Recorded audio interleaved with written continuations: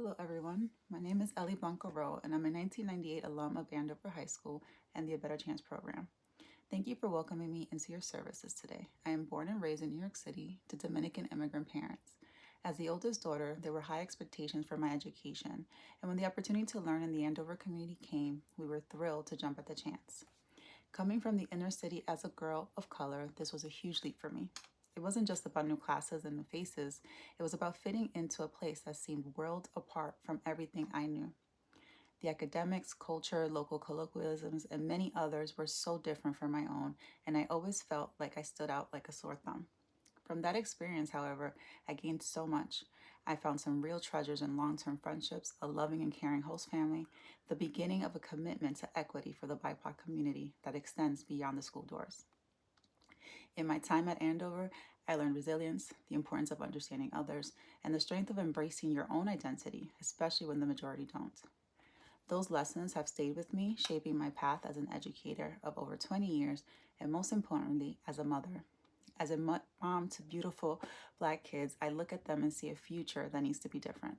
A future where the societal constructs that can often see them as a threat are torn down, because most days it doesn't feel like much has changed from my own lived experiences. As an instructional leader, I see our responsibility in breaking down these same barriers in education. We need to dismantle those systems that keep pushing people of color to the sidelines. It's not about fairness, but justice, equity, and liberation. We're in this together and it's a long road, but we are making strides. Every day in classrooms across the country, in discussions like these, we're planting seeds of change. And it's not just for us, it's for the next generation, our kids, and those who will come after them. I see hope in my children's faces as they find joy in everyday life. I also see it in the beautiful Black and brown faces of the children I serve in my work as we dismantle traditions that no longer serve us and allow them to be part of creation.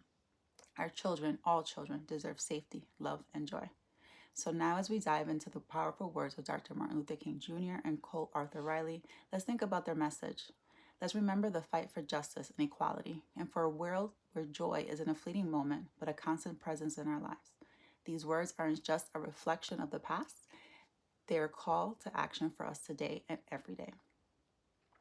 Sermon at the Washington Cathedral by Reverend Dr. Martin Luther King Jr., March 31st, 1968. Thank God for John, who centuries ago, out on a lonely, obscure island called Patmos, caught vision of a new Jerusalem descending out of heaven from God, and a voice saying, "Behold, I make all things new. Former things have passed away." God grant that we will be participants in this newness and this magnificent development. If we will but do it, we will bring about a new day of justice and brotherhood and peace. And that day, the morning stars will sing together and the sons of God will shout for joy.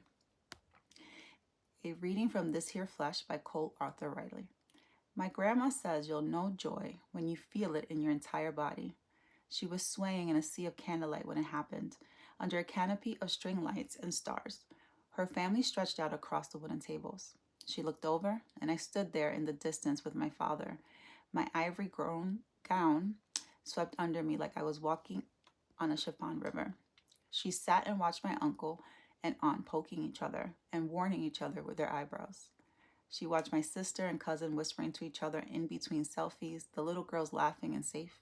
And it just hit me, she says. These people came from me, and I was in and outside of myself at the same time. Maybe this is the heart of joy.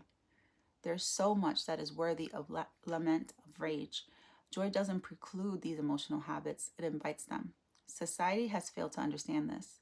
When it tells us to find joy in suffering, it is telling us to let it go, to move on, to smile through it. But joy says, hold on to your sorrow. It can rest safely here. As joy gives way to dreaming, our host becomes more and more secure. We begin to believe that what is will not always be, that the ache will not always linger, and we may even begin to believe that we are worthy of what we are hoping for. Thank you so much, and enjoy the rest of your service.